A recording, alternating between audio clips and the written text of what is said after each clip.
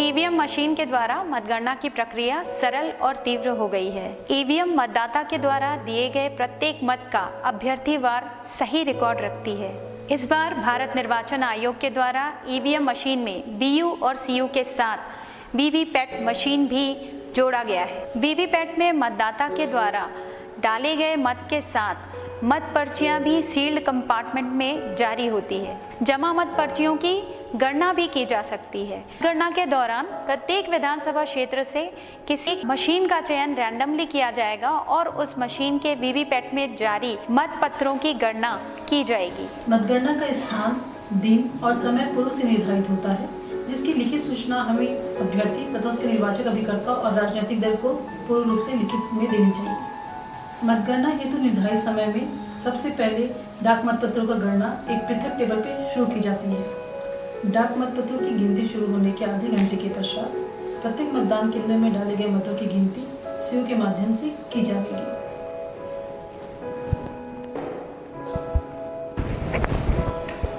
देखिए, मतपत्र लेखा का लिफाफा है जो मशीन के साथ आता है और इसी की एक कॉपी एजेंट को दी जाती है। आप लोगों के पास शायद वो कॉपी होगी। दोनों ओर से ये सील किया हुआ है और आपके सामने मैं इसको खोल रहा हूँ और ये देखिए यहाँ पे सील की गई है। मतगणना का कार्य हम प्रारंभ करने जा रहे हैं। मशीन का स्विच ऑन कर रहा हूँ।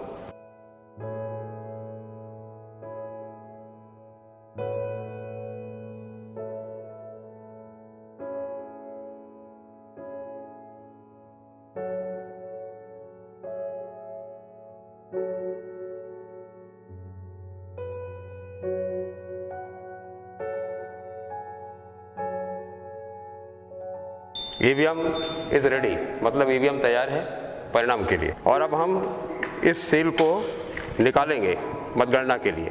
पीठासीन के अधिकारी के द्वारा पेपर सील जो है वो यहाँ से निकाली जाएगी। ये इस तरीके से हमने इसको निकाल दिया है और इसका जो ये रिजल्ट सेक्शन जो है, इस रिजल्ट सेक्शन को हम अब खोलेंगे।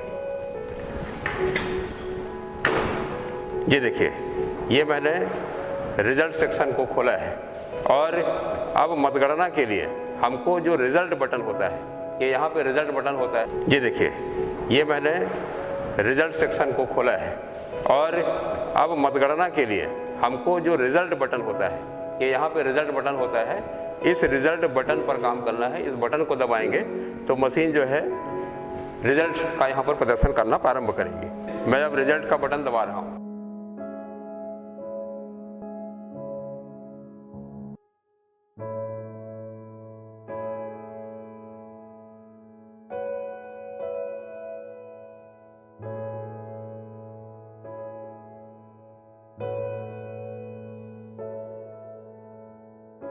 जिस तरीके से मशीन ने प्रत्येक उम्मीदवार को कितने मत प्राप्त हुए हैं वो प्रदर्शित किया है और इस तरीके से ये परिणाम बताने का कार्य मशीन का यहाँ पर समाप्त होता है। और हम अभी आप सभी को मतपत्र लेखा की एक कॉपी यहाँ पर देंगे। आप अपने हस्ताक्षर हमारी पावती वाली कॉपी में करेंगे और उसके बाद उसको हमको लौटा देंगे। ईवीएम में दर्ज वोटों की गिनती के अंतिम दौर के समापन के पश्चात रैंडम रूप से चयनित मतदान केंद्र की वीवीपैट पर्चियों की गिनती अनिवार्य रूप से की जाएगी। वीवीपैट की पर्ची की गणना के लिए मतदान केंद्र का रैंडमली चयन अभ्यर्थी अथवा उनके एजेंट आरओ तथा उस निर्वाचन क्षेत्र के सामान्य प्रेक्षक की उपस्थिति में ड्रॉ निकालकर किया जाएगा। ड्रॉ का आयोजन सीयू में दर्ज मतों की गणना पूर्ण होने के तुरंत पश्चात किया जाएगा। वीवीपैट की कागज की पर्चियों का सत्यापन के लिए जिस मतदान केंद्र का रैंडमली चयन किया जाना है, इसकी पूर्व लिखित सूचना अभ्यर्थी अथवा उसके अभिकर्ता को दी जानी चाहिए। ड्रा निकालने के लिए सफेद रंग के पोस्ट कार्ड आकार के पेपर का उपयोग किया जाए। विधानसभा के कुल मतदान केंद्र के बराबर ऐसे पेपर कार्ड की संख्या होनी चाहिए। पेपर कार्ड में पूर्व से ही विधानसभा निर्वाचन क्षेत्र का नाम, उनका क्रमांक, मतदान का दिनांक शीर्ष पर लिखा जाए तथा मतदान केंद्र क्रमांक मध्य में मुद्रित किया जाए। यह ध्यान रहे कि मतदान केंद्र का क्रमांक इत्यादि सारी जानकारियां काले रंग से मुद्रित की जाए। पेपर कार्ड जो ड्रा के लिए उपयोग में लाया जा रहा हो उसे 4 फोल्ड में ऐसे मोड़े कि मतदान केंद्र का क्रमांक दिखाई न दे। प्रत्येक पेपर कार्ड अभ्यर्थी उसके अभिकर्ता को मोड़ते और पात्र में डालते समय जरूर दिखाया जाए। पेपर कार्ड को बड़े पात्र में रखा जाए और एक पर्ची रिटर्निंग ऑफिसर द्वारा निकाले जाने के पूर्व ठीक से पात्र को हिलाया जाना चाहिए और उसके पश्चात सभी के समक्ष रिटर्निंग ऑफिसर एक पर्ची पात्र से निकालने के बाद उसे खोला जाए और जो मतदान केंद्र का क्रमांक उसमें प्रदर्शित हो उसी मतदान केंद्र का वीवीपैट मशीन मंगाई जाए। सीयू की गणना के पश्चात विधानसभा की एक मतदान केंद्र की वीवीपैट की बैलेट स्लिप की गणना की जाएगी।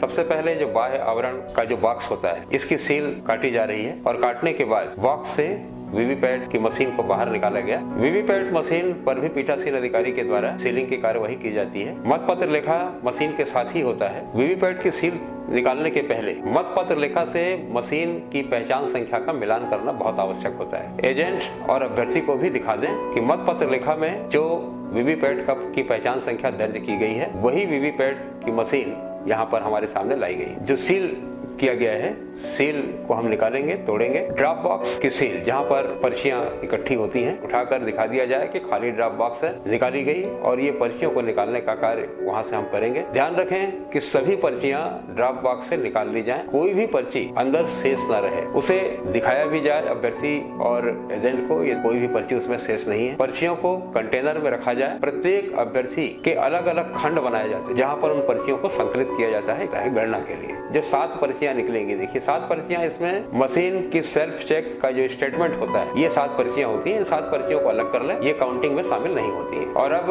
प्रत्येक अभ्यर्थी के खंड में उनकी पर्चियों को रखा जाना है। जिसके हिस्से की पर्ची है उसके ही खंड में जाए, इस बात का विशेष ध्यान रखें। और जब आप पर्चियों को उठाएं तो एक बार अभ्यर्थी या एजेंट जहाँ पर खड़े हैं उनकी ओर भी उनको दिखा दें ताकि वो आश्वस्त हो जाएं। सभी अभ्यर्थियों के खंड की जो पर्चियां हैं वो धीरे धीरे क्रमशः रख लें और जब रखने का कार्य पूर्ण हो जाए प्रत्येक अभ्यर्थी के खंड से पर्चियों को अब उठाया जाए और उठाने के बाद 25-25 पर्चियों के बंडल तैयार किए जाएं और बंडल तैयार करने के बाद उसी अभ्यर्थी के खंड में रखा जाए। पहले अभ्यर्थी के पश्चात दूसरे अभ्यर्थी के खंड की पर्चियों को उठाया जाए और उठाने के बाद एक एक कर 25-25 के बंडल बनाएं, उसको रखते चले जाएं और ऐसे ही सभी अभ्यर्थियों की पर्चियों के 25-25 के बंडल बनाएं और अंत में किसी अभ्यर्थी के हिस्से में यदि 25 से कम पर्चियां बचती हैं तो उसका अंतिम बंडल तैयार कर लिया जाए। और ये सभी